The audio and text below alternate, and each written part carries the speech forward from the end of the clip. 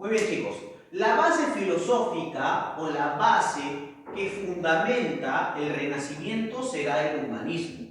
Así como la base filosófica que fundamentaba de alguna manera la Edad Media era el escolastismo, la base filosófica del Renacimiento va a ser el humanismo, que no era otra cosa que de alguna manera centrar, ¿no es cierto? Centrar la idea del hombre, ¿no es cierto?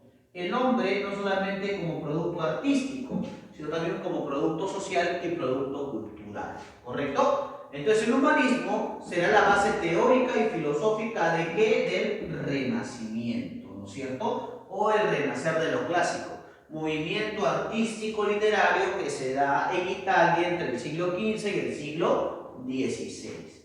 En términos políticos, el humanismo va a ser ¿qué cosa? La ideología del Renacimiento.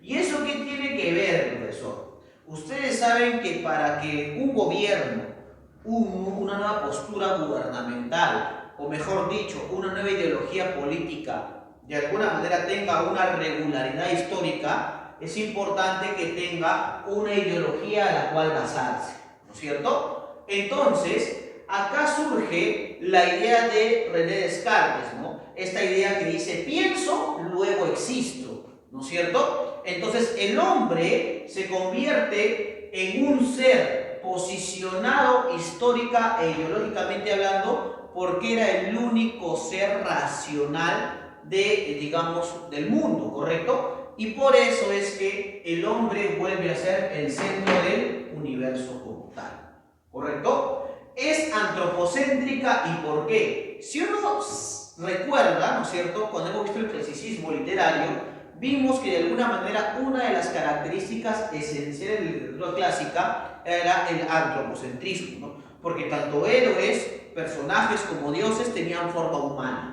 En este caso, el antropocentrismo no es otra cosa que esta revaloración de la cultura grecolatina, una cualidad que ya habíamos visto nosotros dentro de la propuesta clásica, ¿no es cierto? Y la ciencia va a cobrar ¿qué cosa? Nuevos impulsos, ¿correcto? Y se van a realizar grandes descubrimientos geográficos y técnicos.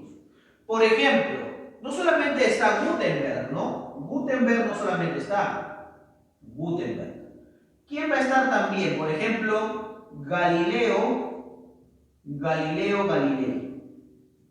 ¿Saben lo que hace Galileo Galilei? Galileo Galilei da una visión heliocéntrica por primera vez del universo. O sea que esa visión que tenemos, que todo gira en torno al Sol, es la propuesta de Galileo Galilei y el descubrimiento también del telescopio, por ejemplo, ¿no? Otras connotaciones acá son, por ejemplo, los cuadros de Leonardo da Vinci.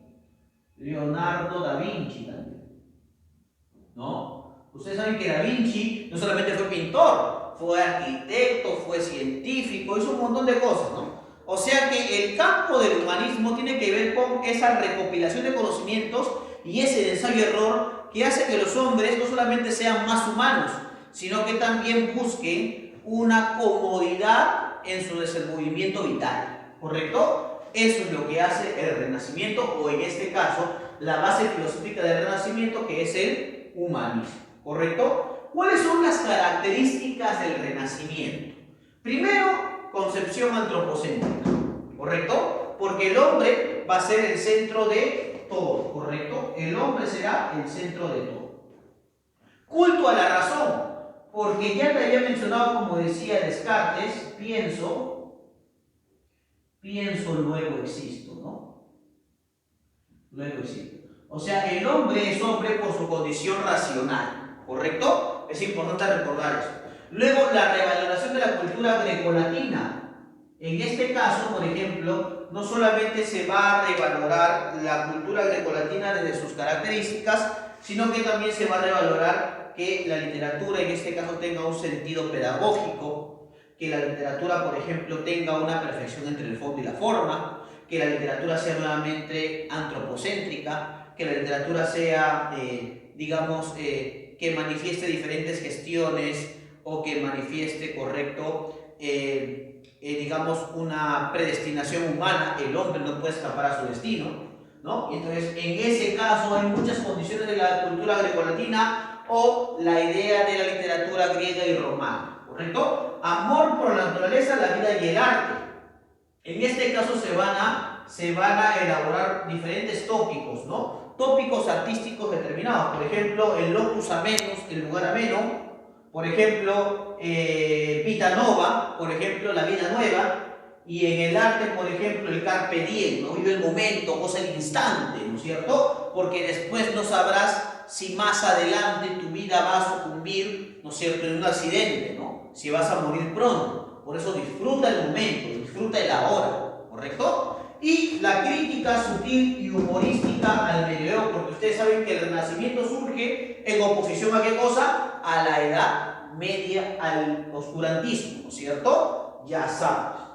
Entonces, ya te había explicado que el Renacimiento surge en Italia, ¿no es cierto? Y por eso es que vamos a hablar de sus primeros representantes, ¿no? Vamos a hablar en Italia de Ludovico Ariosto con su obra Orlando Furioso, que es una especie, ¿no es cierto?, de Ulises, ¿no? Es una especie de Odiseo, pero tratando de ver cómo Orlando tiene que no llegar a un puerto seguro, o no que Orlando, el personaje principal, llegue de alguna manera a su nación natal, sino que Orlando llegue a una meta determinada sorteando los infaustos caminos que trae la vida, por ejemplo, ¿no? Por caso con Jerusalén liberada, la ciudad sagrada, por ejemplo, y cómo Jerusalén va a ser liberada cuando Jerusalén amplíe su mente y no solamente sea considerada ciudad sagrada o ciudad histórica por, digamos, de alguna manera Jesucristo, sino también por otros actantes de esa historia como tal, y Nicolás Maquiavelo con su famoso Príncipe, ¿no? Que es una obra importante que los chicos que van a estudiar Derecho o Abogacía lo van a tener en cuenta. Porque según Maquiavelo decía, el príncipe o un príncipe debe ser temido, o también un príncipe debe ser temido y un príncipe también debe ser vanagloriado, ¿no es cierto? Pero jamás un príncipe debe ser odiado. Porque si un príncipe es odiado, de alguna manera surgen lo que se va a conocer como las revoluciones y de alguna manera los derrocamientos de Estado, ¿no? Eso es lo que aconseja Nicolás Maquiavelo en el Príncipe. Miguel de Montaigne crea una nueva especie literaria llamada los ensayos, ¿no? Que es la propuesta inmediata de opinión a través de ciertas manifestaciones históricas, ¿no? Como un repasar de la historia, pero a través de, digamos, a partir de opiniones, ¿no? En Inglaterra, o también en esta época isabelina, porque va a gobernar Isabel I, ¿no es cierto?, vamos a encontrar a William Shakespeare con Hamlet, ¿correcto? Vamos a encontrar a Tomás Moro con Utopía, o no es otra cosa que este lugar idóneo donde la política, la cultura, la sociedad, ¿no es cierto?, es ideal porque no hay corrupción, porque las leyes se dan según las reglas, porque los ciudadanos respetan las leyes, etcétera, etcétera. Y Francis Bacon con el Novum Organum, ¿no?, que no es otra cosa que el ser racional o también el cerebro como tal. ¿Correcto, chicos? Entonces es importante y necesario recordar esos procesos y estos representantes, ¿correcto? Porque además de colocar la postura inmediata del humanismo como ideología del Renacimiento, nos damos cuenta cómo las características del Renacimiento tienen que ver mucho con el clasicismo, ¿no? Con este retorno a lo clásico, con este retorno al ideal clásico, pero sobre todo poniendo al hombre como partícipe de su propia historia y como el arquitecto de su propio destino. El hombre es importante porque es un ser racional, y por ser un ser racional construye ciudades jerárquicamente establecidas, construye ciudades igualitarias, construye de alguna manera ciudades justas, construye ciudades democráticas.